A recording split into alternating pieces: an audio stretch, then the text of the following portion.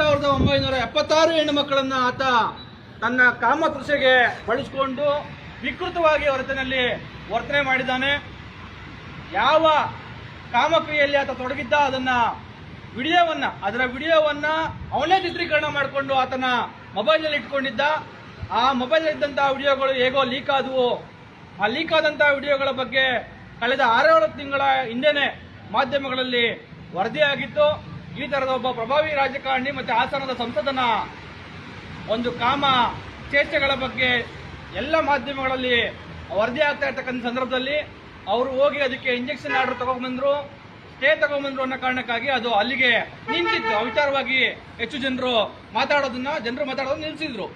ಅದಾದ ನಂತರ ಈಗ ಕಳೆದ 1 ವಾರಗಳಿಂದ ಈಚೆಗೆ ಏನು ಕೆಲವು ಜನರು ಈ ತರದ್ದು ಈ ಪ್ರಜ್ವಲ್ ರೇವಣ್ಣ ಇನ್ವಾಲ್ವ್ ಆಗಿರ್ತಕ್ಕಂಥ ಪ್ರಜ್ವಲ್ ರೇವಣ್ಣ ಎಸಗಿರ್ತಕ್ಕಂಥ ಈ ಒಂದು ಕುಕೃತ್ಯಗಳ ಮಾಹಿತಿ ಇರ್ತಕ್ಕಂಥ ಪೆನ್ ಡ್ರೈವ್ಗಳನ್ನ ಆತ ನಡೆಸಿರ್ತಕ್ಕಂಥ ಸೆಕ್ಸ್ ಸ್ಕ್ಯಾಂಡಲ್ನ ಪೆನ್ ಡ್ರೈವ್ಗಳನ್ನ ಇಡೀ ಹಾಸನದಾದ್ಯಂತ ಹಾಸನದ ಪ್ರಮುಖ ಜಾಗಗಳಲ್ಲಿ ಜನಸಂದಣಿ ಇರ್ತಕ್ಕಂಥ ಜಾಗಗಳಲ್ಲಿ ಪೆನ್ ಡ್ರೈವ್ ಅಲ್ಲಿ ಇಟ್ಟು ಜರಿಸಿದ್ದಾರೆ ಅಂತಕ್ಕಂಥ ಮಾಹಿತಿ ರಾಜ್ಯಾದ್ಯಂತ ಹರಿದಾಡ್ತಾ ಇತ್ತು. ಅದಾದ ನಂತರ ಇವತ್ತು ಆ ಪೆನ್ ಡ್ರೈವ್ ಅಲ್ಲಿದ್ದಂತಹ ವಿಡಿಯೋಗಳು ರಾಜ್ಯದ ಎಲ್ಲ ಜನರ ಮೊಬೈಲ್ಗಳಿಗೆ ವಾಟ್ಸಪ್ಗಳ ಮುಖಾಂತರ ಮತ್ತು ಸಾಮಾಜಿಕ ಜಾಲತಾಣಗಳ ಮುಖಾಂತರ ತಲುಪಿದಾವೆ. ಜನರು ನೋಡಿದ್ದಾರೆ. ಒಂದು ವೇಳೆ ಹೇಳ್ತಾ ಇದ್ರೆ ಪ್ರಜ್ವಲ್ ರೇವಣ್ಣ ಈ ತರದ ಒಂದು ಕುಕೃತ್ಯದಲ್ಲಿ ತೊಡಗಿದ್ದಾನೆ, ಆತ ಒಬ್ಬ ವಿಕೃತ ಕಾಮಿ ಅನ್ನೋದನ್ನ ನಾವು ಬಾಯಲ್ಲಿ ಹೇಳ್ತಾ ಇದ್ರೆ ಜನರಿಗೆ ಬಹುಶಃ ಇದೇನೋ ಒಂಥರಕ್ಕೆ ನೀರಸವಾಗಿ ಅನಿಸ್ಬೋದು. ಬಹಳ ನೀರಸವಾಗಿ ನನಗೂ ಕಳೆದ 4-5 ದಿನಗಳಿಂದ ಈ ವಿಚಾರ ಏನು ಚರ್ಚೆಯಲ್ಲಿತ್ತು, ನನಗೂ ಅದು ಒಂದು ರೀತಿಯಾಗಿ ಅನಿಸ್ತಾ ಇತ್ತು. ಪ್ರತ್ಯೇಕವಾಗಿ ಆರೋಪಗಳು ಪ್ರತ್ಯಾರೋಪಗಳು ಚುನಾವಣೆ ಸಂದರ್ಭಗಳಂತೂ ಈ ತರದಂತೂ ಮುನ್ನೆಲೆಗೆ ಬರ್ತಾ ಇರ್ತಕ್ಕಂಥ ವಿಚಾರಗಳು.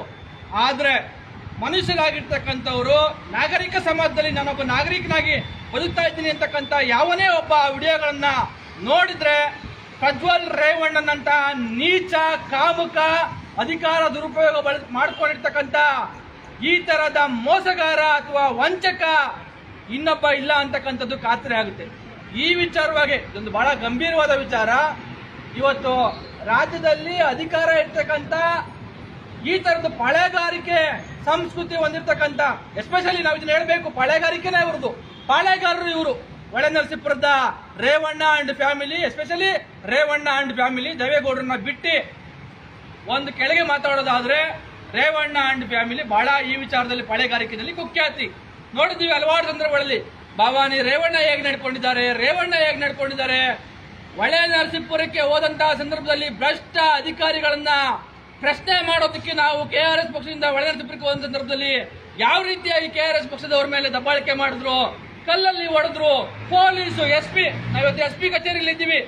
SP ಕಚೇರಿಗಳ ವಾಹನಕ್ಕೆ SP ಕಚೇರಿಗಳ ಸಿಬ್ಬಂದಿಗಳ ಮೇಲೆ ಅವತ್ತು ಹಲ್ಲೆ ಮಾಡಿ ಪಾಳೆಗಾರಿಕೆಯನ್ನ ಮೆರೆದ್ರು. ಅವ್ರನ್ನ